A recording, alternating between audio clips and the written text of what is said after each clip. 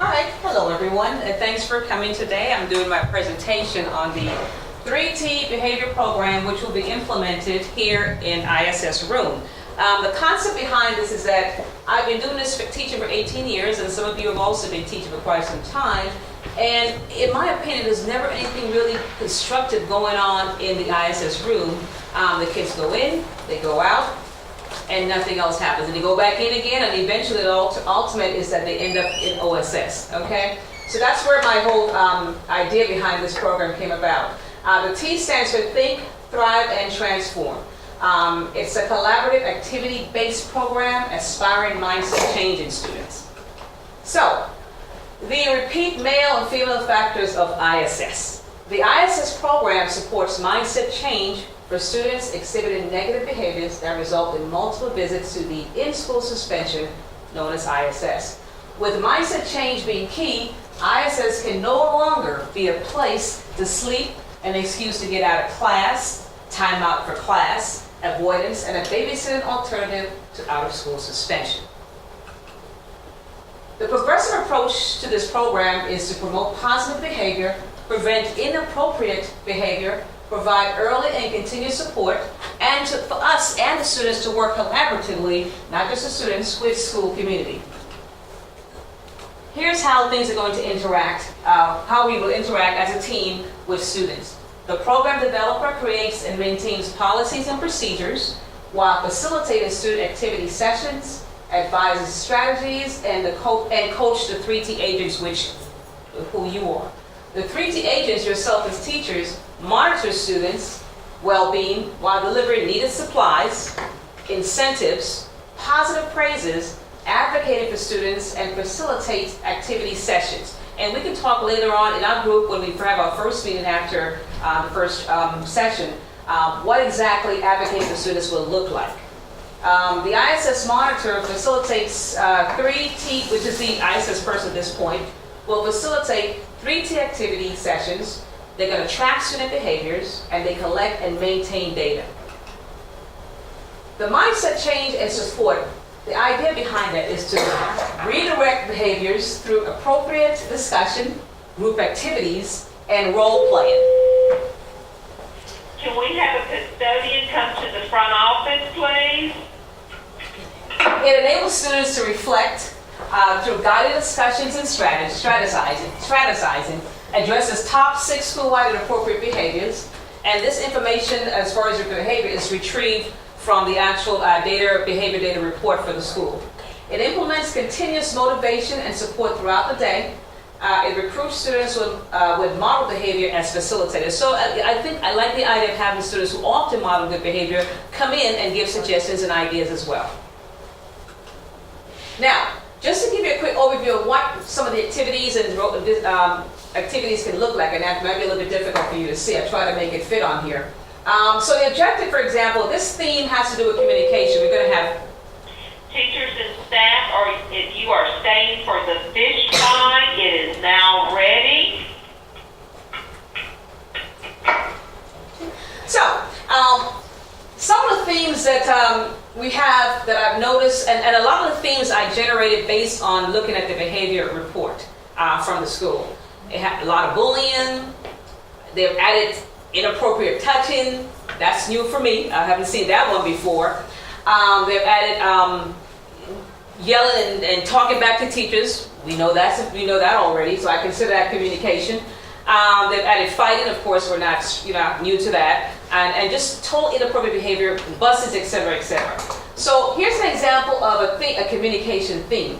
The objective here now, for example, would be so this is what you will do when you go inside that room. Okay, you'll have of course I designed a lesson plan to go along with it as well. So to be able to show good listening skills and to show the ability to remember what they have heard. All right, so materials we'll need for that, for example, will be a short story book and a game material. And the game material can be anything. It could be Uno, and as you read along, you'll see how that's going to work. Any type of game that kids are familiar with. The description, the facilitator will select a short story to read to the group. The facilitator will instruct the group to listen carefully to the story, but will offer no further instructions. After reading the story, the students will be instructed to play a game. Now, the game can be anywhere from 5 to 10 minutes, then they'll stop. The facilitator will read the story to the group again, but will stop at the end of each page and ask the group to raise their hands and ask if anyone remembers what happened on the next page. Remember, the story is read previously. All right, then turn the page.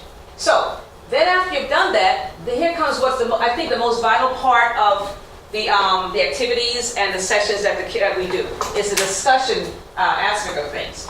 So the discussion prompt that would align to this would be, you'll be talking to the kids, well, was it easy or difficult for you to remember? What was in the story? Why? What does it mean to hear someone? What does it mean to listen to someone? What can you do to help yourself to remember what has been said? Why is it important to listen to others? And how do you know when the others are truly listening to you? And then the discussion carries on and you get it back and forth. Some of the things I'm doing is I like the AVID strategies where they talk about the 4 corners and so on and so forth. And so you can go ahead and put them in 4 corners of the room and they can go through and debate on this or talk about this. Okay? It's just that quick. It's about 20 to 30 minutes when you're going, no longer than that, because we know kids' attention span is anywhere from 20 to 30 minutes. So I don't want to bore them with this. All right? So that's what one of the activities can look like. A scenario. This is what scenarios can look like. So this is something that we're all familiar with at least once or twice a week or per month.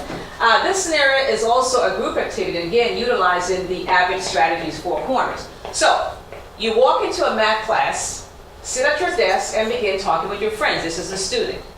And this is what you're reading to them. Your teacher has asked the class to be quiet so that she can go over the assignment. However, you continue speaking while a majority of the class has complied with the teacher's request. The teacher makes one more request. This time she calls you by name since you allow this and still talking. You turn to her and say, "What?" She repeats her instruction to you. You get upset and say to her, "Who do you think you're talking to?" Like that. Okay? You experience this? All right? And this is, and I'll tell you how I came up with this too, because I actually spoke to a student and said, "Hey," because I know that they have this behavior issue, like, how would you do? What would you say? And so she said, "This is what," I said, "Oh, that's her." You know, so this was really a true scenario. So, description. The facilitator would read scenario 1 to students and direct them to one of the 4 posters placed in 4 opposite corners of the room. So you have a poster that says agree, disagree, somewhat disagree, and somewhat agree. Okay? The students will select a corner based on their beliefs about how the student responded to the teacher.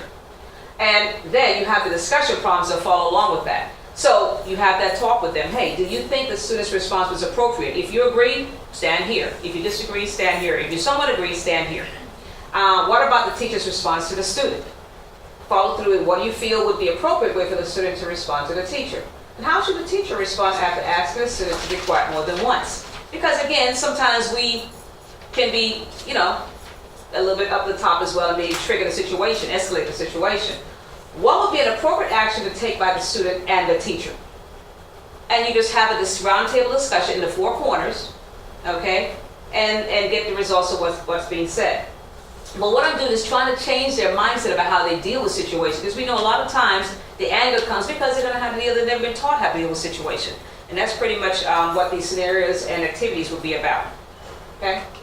All right, so our frequent behavior incidents I've listed here. And these are what the activities and the scenarios are going to be based around. We have disruption, disrespectful backtalk, refusing to comply, fighting, inappropriate bodily contact, indecent exposure is also a new one I just saw a few things written up on.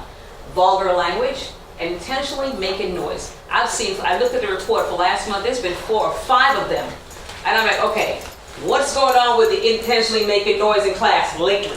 Okay, so that's something that's becoming quite popular as well. Like I said, the indecent exposure is a new thing, and so I'm like, okay, so I said these are how the themes and the scenarios are going to be worked out. So I look at these, and we can collaboratively come up with some scenarios, or if you want to, I can write a few and I throw it your way and tell me what you think. But again, like I said, I'm always open to discussion because I think it's important.